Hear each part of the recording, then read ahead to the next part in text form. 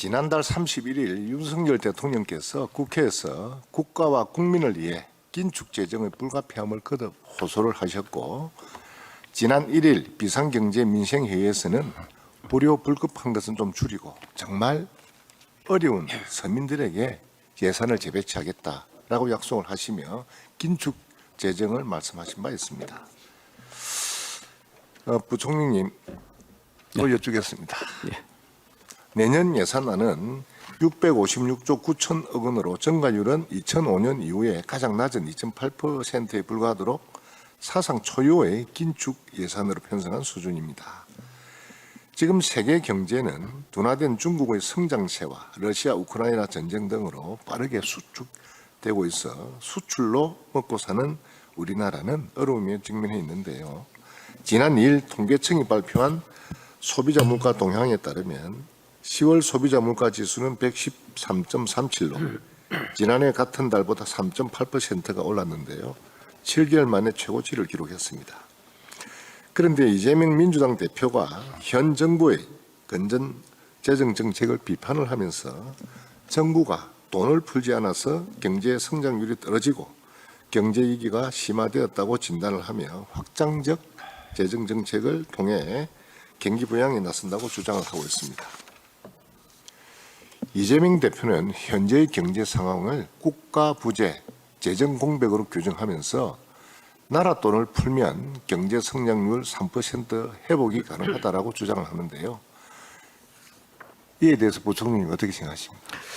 예, 우선 민생, 나라 경제를 걱정하시는 차원에서 야당 대표께서 하신 말씀이다 이렇게 생각합니다. 다만 그 해법은 저희 생각과 너무너무 멀리 떨어진 방향이다 이렇게 생각합니다. 나라 돈을 풀면은 성장이 높아지고 활력 회복이 된다 이런 취지신데, 전제는 나라 돈을 어떻게 푸느냐 하는 겁니다.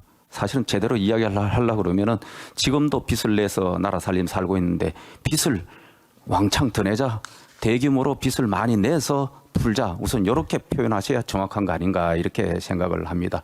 그리고 두 번째는 우리 경제 잠재 성장률을 약 2% 안팎이라고 지금 이야기들을 하고 있습니다. 근데 3% 경제를 만들자는 거는 우리 경제 실력을 3% 올려놓고 3% 가게 하는 그 방향성은 좋은데, 막연히 재정 빚 대규모로 내서 그래서 돈 풀어서 그래서 3% 가자 하면은 우리 경제 실력보다 거품을 1%포인트 이상 만들자 이런 것이고, 이것은 결국은 지속적으로 계속 이렇게 돈을 막대하게 퍼붓지 않으면은 그 거품은 꺼지게 돼 있다. 그러면 남는 것은 우리의 허약한 경제 체질과 결국 빚더미만 남게 된다. 이렇게 빚더미가 쌓이면은 결국은 경제 위기의 단초가 된다.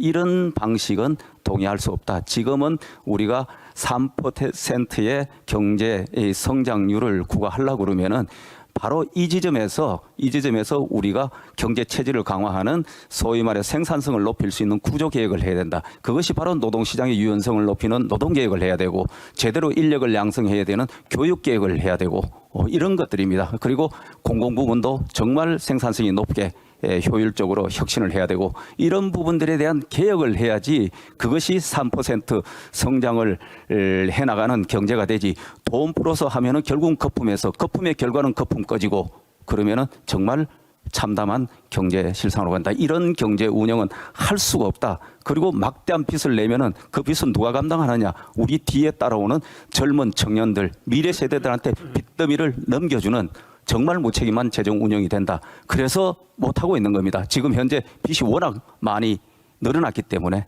그래서 책임 있는 재정 운영을 해야 되겠다. 그래서 힘들지만은 허리띠를 조아매서 건전재정하고, 그렇지만은 이 과정에서 써야 될 때는 쓰자.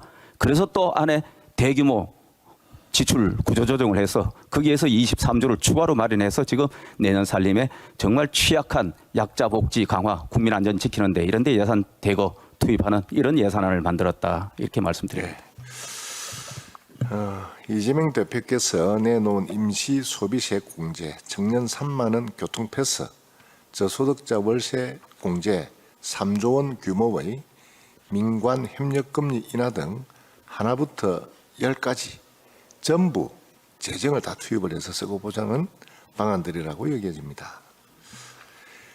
지난 문재인 정부 시절 막무가내 퍼주기식 예산 집행 등 방만한 재정 운용으로 국가 채무는 400조 증가, 정부 수립 70여 년간 쌓인 빚의 3분의 1을 5년짜리 한 정권이 늘려놓은 야당은 이에 대해서 반성과 사과는커녕 다시 퍼주기 정책에 몰두하는 모양새인데요.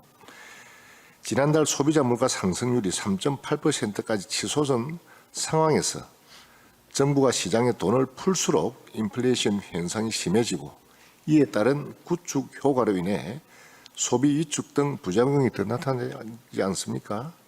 야당의 퍼주기 정책은 수요를 자극해서 물가 상승을 초래하고 국민의 부담감만 높이는 악순환이 될 것이라고 생각이 되는데 부총리 의견이 어떻습니까? 예, 전체적으로 공감을 합니다.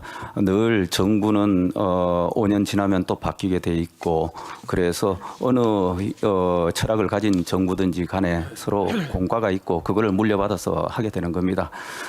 제가 정말 지난 정부에 조금 아쉽게 생각하는 것은 정말 빚을 너무 많이 늘렸다. 정부 국가 부채도 400조 이상 늘었고 가계 부채도 500조 이상 늘었습니다. 그것이 고금리가 되는 이 상황에서 정말 재정 운영이나 나라 살림 사는데 큰 제약이 된다. 이 상황 속에서 저희들이 미래를 보면서 재정 운영을 해야 되기 때문에 저희들이 지금과 같은 재정 운영을 할 수밖에 없는 그런 상황이다. 이렇게 생각합니다. 저희들이 더 좌우지간 이 한정된 여건 속에서 지금 민생도 어렵기 때문에 이것을 잘 추스리고 우리 국민들 좀 더 편안해질 수 있도록 최선을 다하겠습니다. 그다음 채무 관련해서 다시 또 질의드리겠습니다. 우리나라 국가 채무가 나날이 증가하고 있는데요. GDP 대비 부채 비율은 지난해 말 기준으로 47.8%까지 높아졌고 국가 채무 금액은 8월 말 기준으로 처음으로 1,100조 원 돌파했습니다.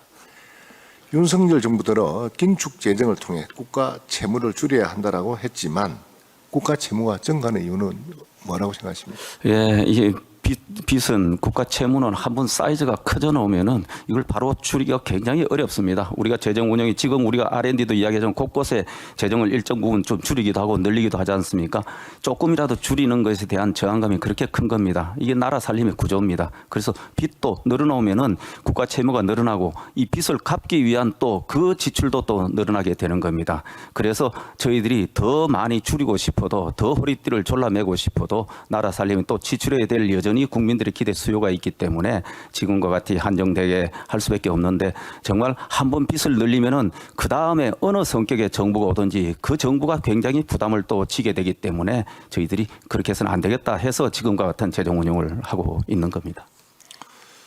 OECD에서는 구조개혁이 없다면 부채 비율이 2060년 GDP의 140%가 넘을 것으로 전망을 하고 국회 예산정책처도 2060년이 되면 1인당 나라 빚이 1억 원을 넘을 것이라는 암울한 전망을 내놓은 바 있습니다. 이렇게 가다가는 지금 세대에는 내일이 없는 현실, 다음 세대에는 빚만 물려주는 현실을 마주하게 될 것도 같습니다. 이런 상황인데도 야당은 선심성 퍼주기 대책만 하려고 합니다. 제가 야당에게 묻고 싶은 게 있습니다. 이재명 대표의 3조 원 규모 민관 협력금리 인하 대책에 들어가는 3조 원, 이거 누가 어떻게 부담할 겁니까? 대중교통 무제한 패스제인 청년 3만 원 교통 패스, 나중에는 국민 전체로 확대하겠다고 하는데 이로 인해 발생할 대중교통 적자는 어떻게 보전할 생각이십니까? 지역 화폐 지연으로 발생하는 적자는 또 어떻게 하실 생각입니까? 전부 나라가 빚을 내어서 해야 하는 거 아닙니까? 지난 5년간 나라 빚을 400조 원이나 늘린 것도 모자라서 또 빚잔치만 벌이겠다는 정책을 내놓고 3% 성장률 회복이라는 무책임한 대책으로 포장을 하시는 겁니까? 저는 윤석열 정부의 긴축 재정은 더 이상 무분별한 퍼주기로 나라 살림이 무너지는 것을 방문할 수 없다는 절박함의 표현이라고 생각합니다.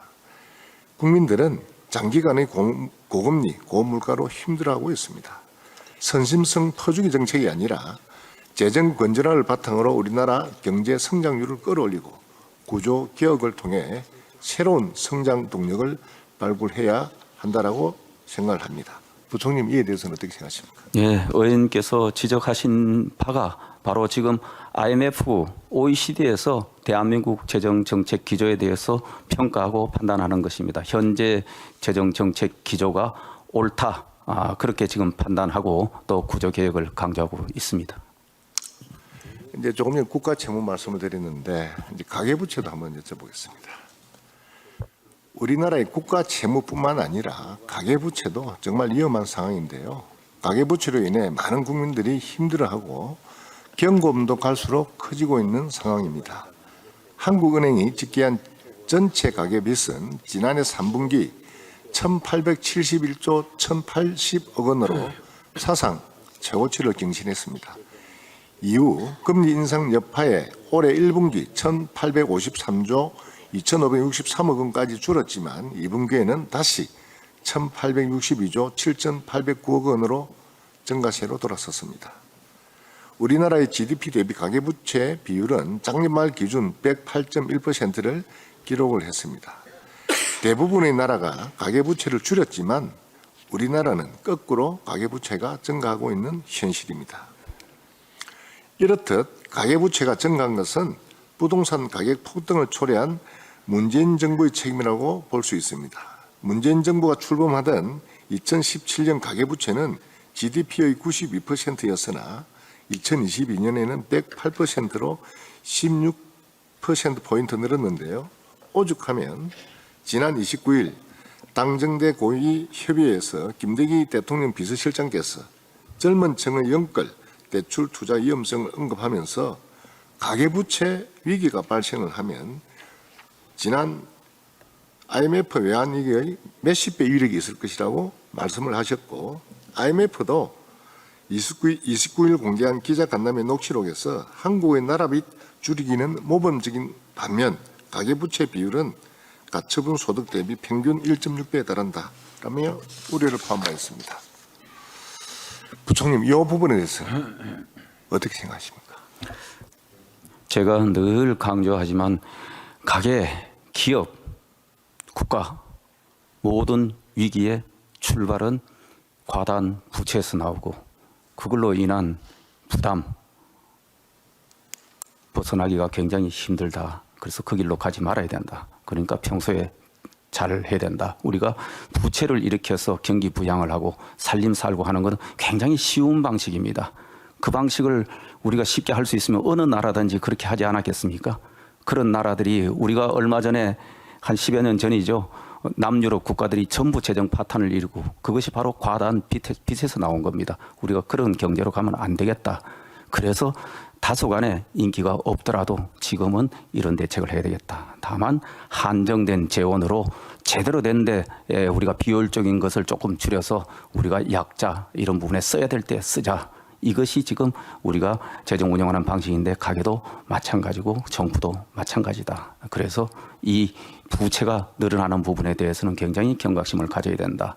아까도 말씀드렸지만 아쉬운 것은 많은 분들께서 부채 걱정 그러면서 위기 봉착할 수 있다 이런 걱정을 하시는데 이런 목소리들이 국회에서 좀 더 일찍이 지난 정부 때 우리가 몇 년 전에 많은 우리 의원님들이 그걸 했었으면은 가계부채가 이렇게 빠르게 늘지도 않았을 거고 국가부채도 이렇게 늘지 않았고 그러면 우리가 탄탄한 이런 구조 속에서 지금 위기에 또 대응할 수 있는 여러 가지 정책 여력이 있을 수 있었는데 지금은 그렇게 하기에는 너무 부담스러운 수준에 와 있다. 그래서 저희들이 새 정부 들어서 이게 부채가 급속도로 방만하게 늘어서는 안 되겠다. 이 속에서 지금 여러 가지 정책 운영을 하고 있다는 말씀을 드립니다. 예, 수고하셨습니다. 이상입니다.